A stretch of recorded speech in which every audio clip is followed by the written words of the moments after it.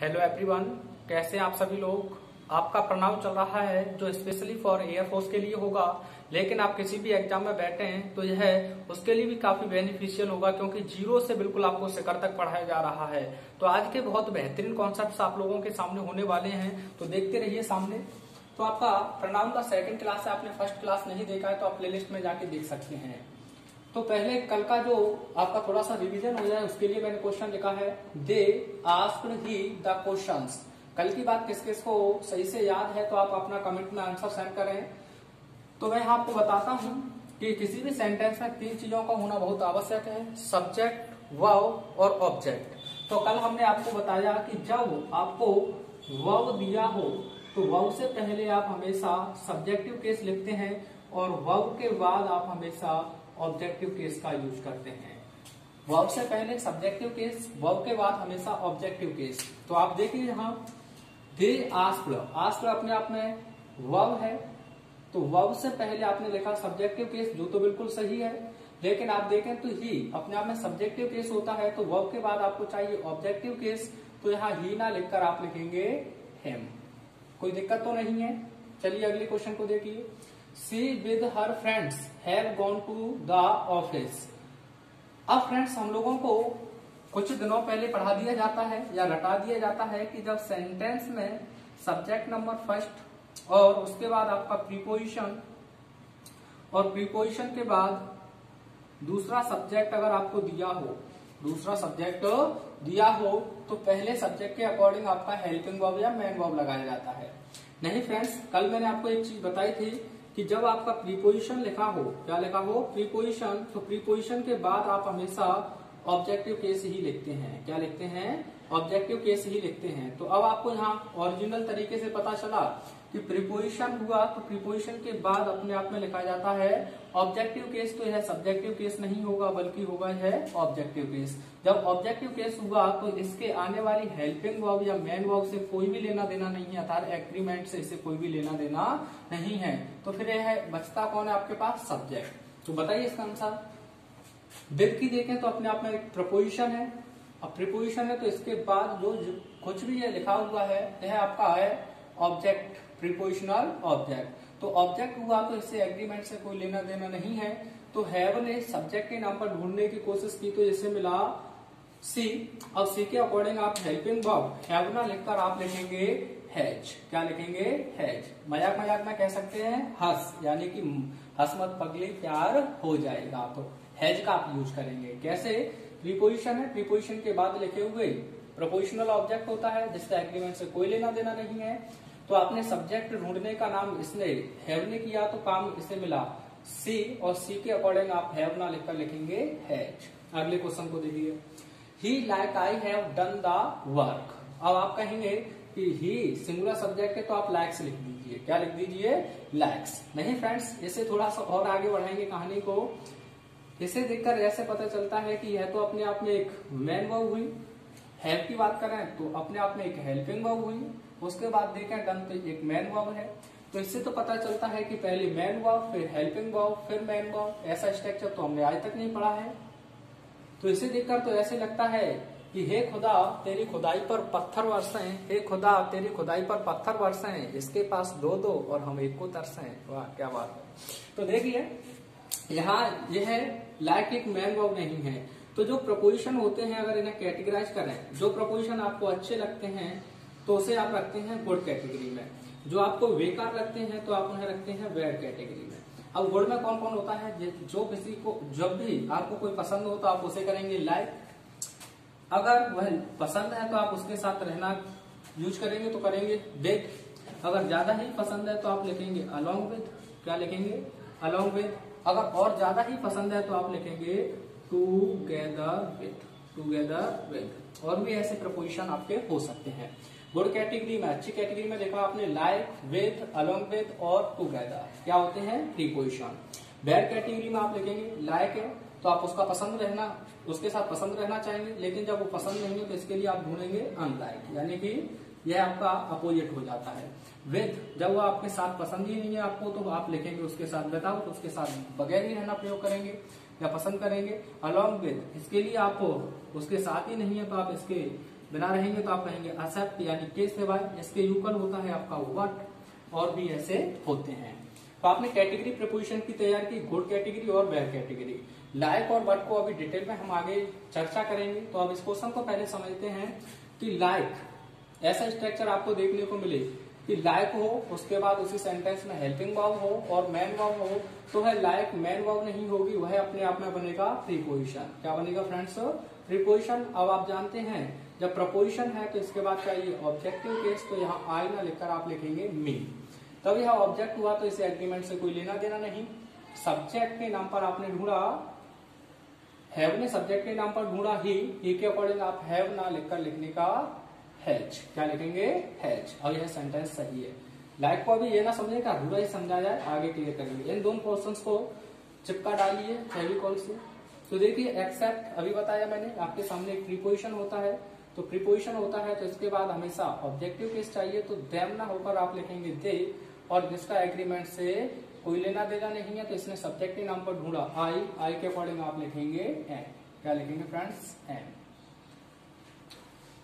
अगला सेंटेंस देखिए, he along with you have to take the risk. Along with की बात करें तो अभी आपने पढ़ा प्रीपोजिशन होता है, प्रीपोजिशन के बाद आप हमेशा ऑब्जेक्टिव केस लिखते हैं, तो यू तो आपका पहले से ही ऑब्जेक्ट के सब्जेक्टिव केस में एक ही रहता है, लेकिन यहाँ पता चला प्रीपोजिशन ऑब्जेक्ट वो प्रीपोजिशन के बाद ऑब्जेक्ट चाहिए तो ऑब्जेक्ट हो जाएगा। जिसका एग्रीमेंट से कोई लेना देना नहीं है तो आपने हैव ने सब्जेक्ट के नाम पर ढूंढा है ही को, तो ही के अकॉर्डिंग आप लिख देंगे यहाँ हैज। अगले क्वेश्चन का आंसर समझने से पहले यहां हम लाइक और बट को बहुत अच्छे से समझ लेते हैं, तब तक आप इसका आंसर सेंड कीजिए। तो देखिए यहां मैं आपको अच्छे से समझा देता हूं कि लाइक देखिए फ्रेंड्स, ग्रामर में किसी भी पार्ट्स ऑफ स्पीच को तब तक हम अच्छे से क्लियर नहीं कर सकते हैं तब तक उसका फंक्शनल ग्रामर पर उसे जस्टिफाई ना करें। तो हम इसे जस्टिफाई करेंगे फंक्शनल ग्रामर में। देखने में यह लाइक आप तो की तरह यानी कि वर्ब की तरह पढ़े आए हैं, तो वर्ब जब यह वर्ब होता है तो इसका मतलब होता है कि पसंद करना, यानी किसी चीज को पसंद करना। तो इसे आप सिनोनिम्स ढूंढने की कोशिश करें तो आपको मिलेगा टू एडोर, या मैं बात करूं टू लव, आप यही लिखेंगे। बोलिए की पसंद में, तो आप देखेंगे कि आपका लाइक के बाद अगर वर्ब होगा तो उसमें कोई आगे हेल्पिंग वर्ब या मैन वर्ब नहीं होगी। जैसे मैंने कहा यू लाइक हर, तुम उसे पसंद करते हो ना, बताइए। यू लाइक हर, लाइक अपने आप में वर्ब है जो आप पसंद कर रहे हैं, हर को, यह इसका ऑब्जेक्टिव केस है, यह सब्जेक्ट हुआ, तो यह तो वर्ब है। यहाँ क्या है फ्रेंड्स? वर्ब। वर्ब ना पढ़े वर्ब। एक और मैंने लिखा सी लाइक्स योर स्माइल। अगर आप यहां भी देखें हैं तो लाइक्स अपने आप में एक वर्ब है जो पसंद करने का कार्य कर रही है, तुम्हारी स्माइल को, तो है इसका ऑब्जेक्टिव केस हुआ। क्या हुआ? Objective case. आप इसका स्क्रीनशॉट ले लें। वर्ब को दूसरी तरीके से और मैं डिफाइन करता हूं, समझ में आ रहा है तो यस सब कीजिएगा। तो वर्ब की अगर मैं बात करूं तो आपने देखा कि लाइक वर्ब की तरह भी होता है, लेकिन लाइक अपने आप में एक प्रीपोजिशन भी होता है। क्या होता है? प्रीपोजिशन, जिसका मतलब आप निकालने की कोशिश करें तो यह अपने आप में कंपैरिजन की बात करता है। किसकी बात करता है? कंपैरिजन की, जिसकी हिंदी आप निकालते हैं की तरह या किसी के जैसा। की तरह या किसी के जैसा, यहाँ तुलना करेगा। ये क्या करेगा? तुलना। जैसे मैंने कहा सी लाइक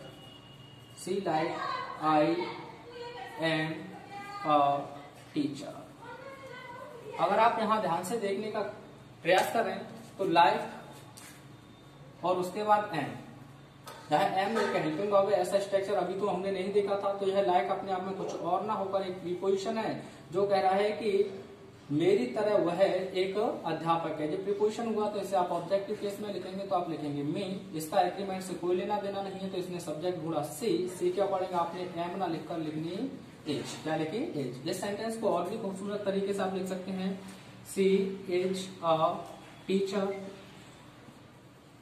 लाइक मी, यानी कि वह मेरी तरह एक क्या है? अध्यापक है। तो आपको समझ में आया कि लाइक के बाद एक ऑब्जेक्ट दिया हो, उसके बाद हेल्पिंग वर्ब और मैन वर्ब दिया हो, तो आप समझ लेंगे लाइक वर्ब नहीं है बल्कि क्या है? प्रीपोजिशन। जैसे कि और भी एग्जाम्पल हमने लिखे हैं, आप इस क्वेश्चन को भी देख सकते हैं। जैसे मैंने लिखा ही लाइक अ लॉयन फाइट्स, यानी कि वह एक शेर की तरह लड़ता है। तो देखें लाइक और फाइट्स एक मेन वर्ब है, तो आप कहने का मतलब क्या है कि ही फाइट्स लाइक अ लॉयन। तो इसका और भी डिटेल आप बढ़ानी चाहें तो यह सिमली से बना है। किससे बना है? लाइक सिमली से। और सिमली से आप ध्यान रख सकते हैं सिमिलियर, यानी किसी की तरह। उपमा अलंकार पढ़े होंगे, सिमली यानी कि उपमा, जो बना है सिमिलियर यानी कि तरह। अब ये लाइक का केस आपका खत्म होता है, वट को भी यही समझ लेते हैं जिससे कॉन्सेप्ट आपका और अच्छे से तैयार हो जाए। तो देखिए वट अपने आप में एक तो होता है कंजंक्शन। क्या होता है? कंजंक्शन। जो कंजंक्शन होता है तो अपने आप में यह बताता है कॉन्ट्रैडिक्शन। क्या बताता है? कॉन्ट्रैडिक्शन यानी कि विरोध। कॉन्ट्रैडिक्शन बताएगा तो विरोध, जिसकी हिंदी आप निकालेंगे लेकिन किंतु परंतु बंधु, सामने वो आती है सामने से आकर चली जाती है। लेकिन आपको यहाँ ध्यान रखना है कि कॉन्ट्रैडिक्शन बताएगा तो लेकिन किंतु निकलेगा।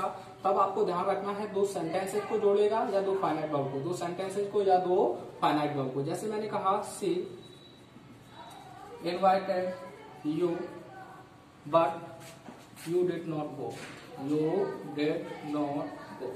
तो देखिए दो क्लॉज इसमें जोड़े हैं, सी इनवाइटेड, क्योंकि एक हेल्पिंग, एक मैन वर्ब हो या एक हेल्पिंग वर्ब हो यानी फाइनाइट वर्ब हो और एक दूसरी फाइनाइट वर्ब हो तो वह क्लॉज होता है। तो व्हाट यहाँ विरोध बता रहा है ये कंडीशन। कैसे? तो उसने तुम्हें आमंत्रित किया लेकिन तुम नहीं गए, आपको जाना चाहिए था लेकिन आप नहीं गए, तो यह विरोध हुआ। एक और लिखा मैंने she is rich but she is miser, वह धनी है लेकिन वह कंजूस है। तो देखिए विरोध बताया गया है। अब बट के अगले की बात करें तो वट अपने आप में एज अ प्रीपोजिशन भी होता है फ्रेंड्स। क्या होता है? प्रीपोजिशन।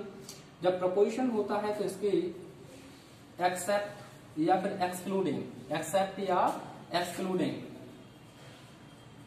एक्सक्लूडिंग यानी कि के सिवाय या के अतिरिक्त या के अलावा या को छोड़कर, ऐसी हिंदी निकलेगी।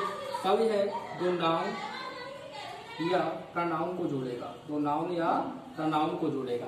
तो अब इस क्वेश्चन का आंसर आप कमेंट में भेजिए, तब तक मैं एक क्वेश्चन यहाँ लिखता हूं। जैसे कि see what I am going to Agra.